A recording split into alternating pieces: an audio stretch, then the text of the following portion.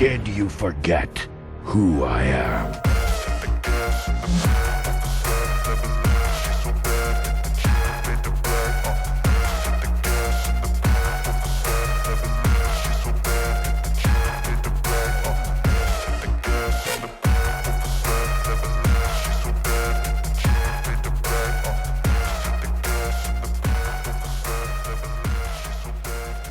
What is going on, guys? Welcome back to the channel. For today's video, we're going to be checking out the Transformers Studio Series Leader Class Optimus Prime, based on the Age of Extinction movie, and arguably one of the more challenging designs to translate into a transforming figure. There have been multiple attempts in the past by Hasbro, all of which have never quite came close to how he really appeared in the film, and 10 years on, they are back with another. So, as we whack up an image of how he did appear in the movie, visually from the front, I do think this is definitely their best attempt yet, although still far from being perfect, and that's mainly just down to how this guy would transform in the film. Unfortunately, next to none of the vehicle would really integrate itself into the design, which practically, outside of a few third-party figures, I imagine caused an absolute nightmare for the designers. But as complex as the design is, it without no doubt creates an incredibly detailed figure. The sculpted mechanical components look sick, with my only real complaint really being the lack of paint, and it also would have been really cool to have seen way more flames applied to the forearms,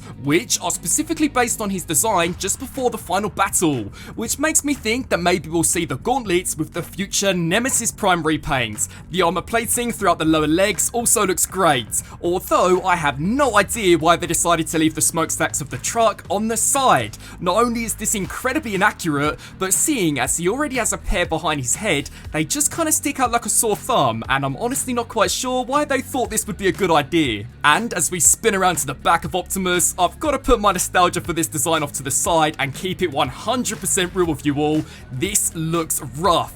Honestly, if you were to compare this against the first edition Optimus Prime, released way back during the Age of Extinction toy line, there's really not too much progression. Having the whole backpack become the entire front end of the truck, I really don't think was the best idea, and kinda makes it come across as if this guy doesn't really transform, whereas in fact, he's even more involved than the 86 movie Commander. The good thing about this though is that it can be easily removed to expose some pretty decent back details, which do match up with the CG model, although again, it just kind of feels like we're retreading what Takara did with their Caliber Optimus Prime way back in 2017. But if you can get past the fact that he is still pretty chunky and aren't too interested in going down the third-party route, then this Studio Series Optimus Prime is still a pretty decent recreation of this design, and seeing as so much time has passed since the release of the movie, I imagine this will be likely the best we're gonna get. Recognize one of your knights. In terms of accessories, Optimus includes the Sword of Judgment, the Sentinel Shield, an Energon Blade, and a Sheath, which are all mostly the weapons that he is seen using in the film, with the exception of his shotgun, which for the Leader Class price point is really something I think they should have included. The sword has been brilliantly detailed though, although much like Prime himself really could have done with being painted, and the same can really be said for his shield, although this can be broken apart into 3 pieces to expose an inbuilt Gatling gun. But for the price point, I really do think this should have been on a slider joint. His Energon Blade is incredibly scene specific, as we really only see him use this in his battle against Galvatron, but unlike the previous 2 weapons, has been fully decked out in this really nice metallic silver. And then finally, with the use of the sheath, all of his accessories can be stored onto his back, which was a look that we did see quite often in the film, although I can't say I'm too crazy about the look of the extra panel this creates, especially from the front. This can also be used in the same way when in vehicle mode to store all of his accessories onto the back of the truck.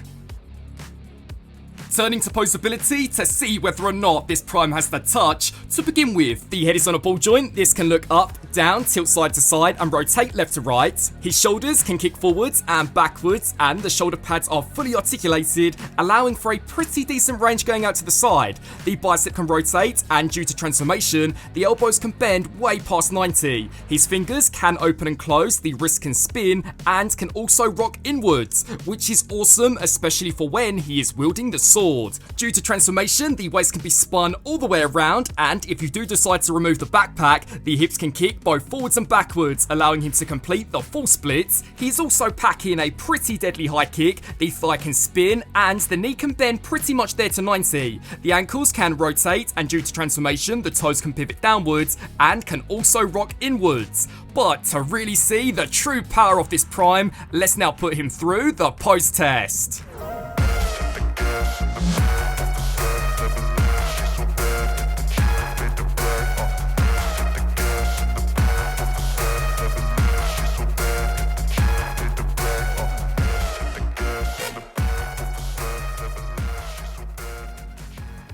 Firing through some robot mode size comparisons, on the right hand side we have the last time that this design did show up as part of the main line, that being the Transformers 5 Voyager class Optimus Prime. Now there is a huge step up when it comes down to detail, but gonna be completely honest guys, in terms of that backpack, I really do think that both of them are still incredibly comparable. The Studio Series 86 Commander class, the Voyager 2007 Optimus Prime, Age of Extinction Galvatron, and when it comes down to the scale as seen in the movie, I think these two are pretty spot on, which is something I can't really say as we whack out the Lux class Lockdown. Surely I can't be the only one hoping that Hasbro reapproach this design in the future, hopefully as a Voyager class. Transformers 5 Crosshairs, Drift from both The Last Night and Age of Extinction, and then finally Hot Rod. Calling all Autobots. Calling all Autobots. So for the first step, take this panel and fully extend it. The backpack will then hinge upwards and can then be spun all the way around. Fold the front grille out of the hood of the truck and then proceed to click this into place. With that completed, hinge the backpack upwards and spin around at the bicep. You'll then take the shoulder and slide this backwards. This panel will then pop forwards, and on the underside is an additional panel that you'll also want to fully extend. You'll then begin to make use out of these double jointed elbows so that this panel can then come back down and click into place. You'll then take the shoulder pads, hinge these here upwards and snap them into these tiny tabs. The chest plate can then be disconnected, hinged upwards, and on the underside is an additional slot that this panel here is going to snap into. You'll then make use out of the side hip skirts and fold these inside the front wheels. They will then hinge upwards and wrap around the chest plate. You'll then take the backpack, hinge this here down and slide this here inwards. At this stage we can now take the headlights and snap them into the side of the grille. The shoulder joint will now fold in and will combine along with the second side. You can then take the doors of the truck, snap these here down, securing everything into place. Take the sun visor, snap this here backwards so that the front skirt armor can be hinged upwards. You'll then spin around at the waist until the back now faces the front, completing the transformation for the entire upper torso.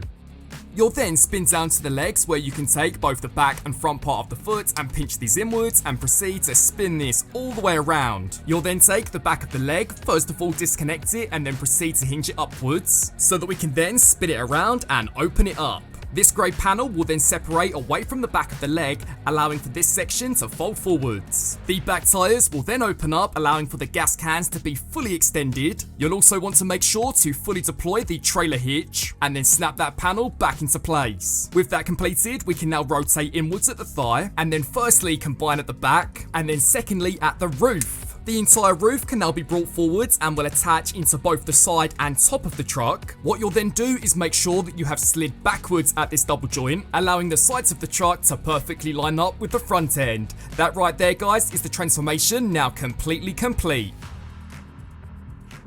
He's back! He's alive! Optimus is here! Here is Optimus Prime now fully transformed into his officially licensed Western Star truck mode. And as we whack up an image of how he appeared in the movie, it's clear that this was their main priority when designing. The truck is a fantastic recreation of what was seen on screen, and unlike the robot mode, the iconic flame details throughout are on point. I also really like how even the back of the truck is mostly fully sculpted and, unlike Galvatron, isn't a hot mess, being near enough completely filled in. The trailer hitch is also compatible with the 86 movie Commander, which kinda makes me wish that Michael Bay had decided to keep the annular ring from Dark of the Moon, because this looks epic. And then finally, in addition to all of the wheels being fully painted, they are also pinned into place, giving Optimus Prime the ability to roll out into battle. Racing through some vehicle mode size comparisons, first up on the right hand side is the Transformers 5 Optimus Prime, the Studio Series 86 Commander Class, the Voyager 2007 Optimus Prime, Age of Extinction Galvatron, Deluxe Class Lockdown, Crosshairs, Drift, and then finally Hot Rod. So, wrapping up on this review for the Transformers Studio Series Age of Extinction Optimus Prime. To be completely honest, the figure is still kind of a mixed bag. When it comes to a mainline release of this design, without doubt, this is their best attempt yet. Both the robot and truck mode have been brilliantly detailed, and for the most part do match up with what is seen in the movie. Although the backpack is still a pretty sore sight. It's now been over 10 years since the release of Transformers 4, and unfortunately there really isn't that much of an improvement. I would say that if you're not too bothered when it comes down to the whole transforming aspect, then the YOLO Park AMK Pro model kit is right now the best affordable option out there, and surprisingly retails for the exact same price point as this guy. I would love to know what you guys think of this Optimus Prime down below. As always, I thank you all so much for watching, and until my next review, I'll see you then. Transform and roll out!